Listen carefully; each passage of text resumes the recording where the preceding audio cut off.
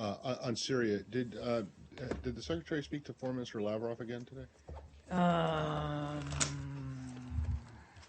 me check.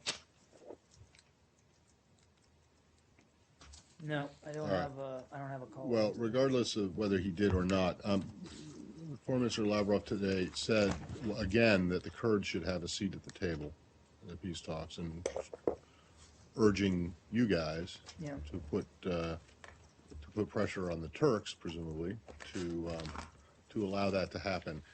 Your position in the past, if I'm not mistaken, has been that there are some Kurds who are involved in the HNC, but that Right.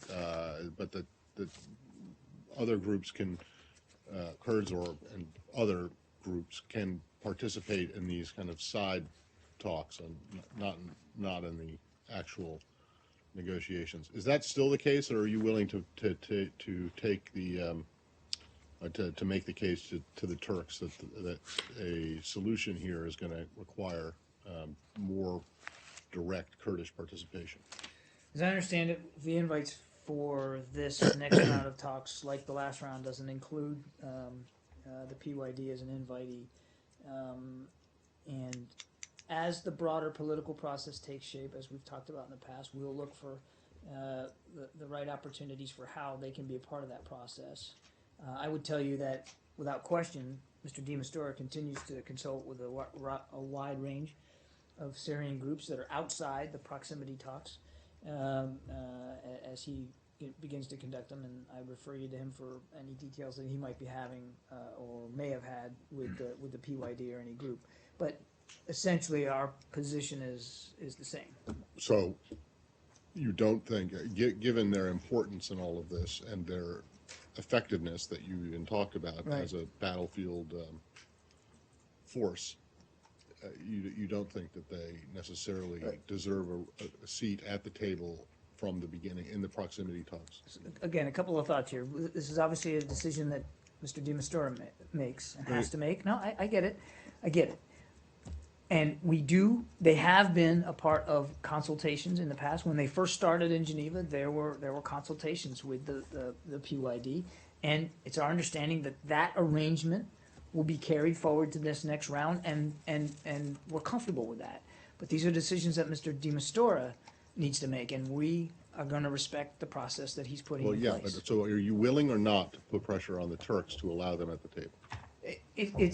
We're not at that stage in the process right now. I mean, they say that you are, so you're saying no, we're not at that stage. We're right? not at the stage right now, and again, we're where going to you're going to put pressure on anybody.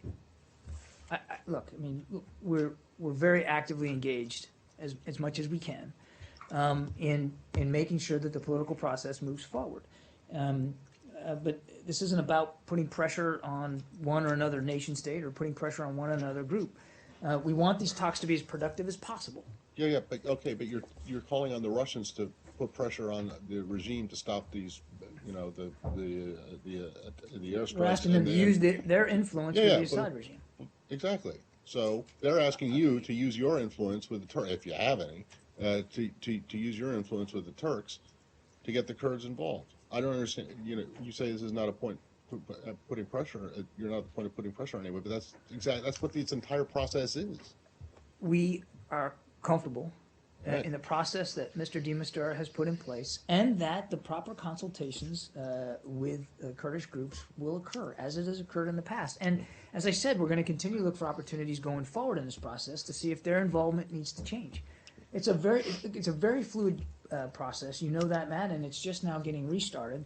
And it's important for us. The main thing is to get the groups to Geneva and get these talks going so that we can start to have some progress. But on this very point, I mean, there should not be any reason for the Kurds to be precluded from these talks, being a sizable minority and being an effective fighter against ISIS and so on, and have a legitimate stake in the case. Why should they be, other than the Turkish veto, why should they be sort of excluded from the talks? Look, I can appreciate that you want me to dictate here who exactly should be at the table and who shouldn't be. In principle, don't you agree with that? I won't do that.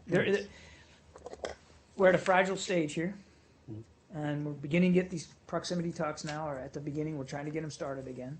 We want to respect Mr. de Mistura's position and his authority to conduct these proximity talks in the manner he thinks is best conducive to success.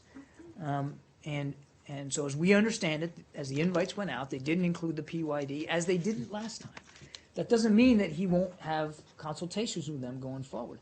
There's absolutely no question that, as Matt, gently reminded me, that I have said they have been effective going after Daesh inside Syria.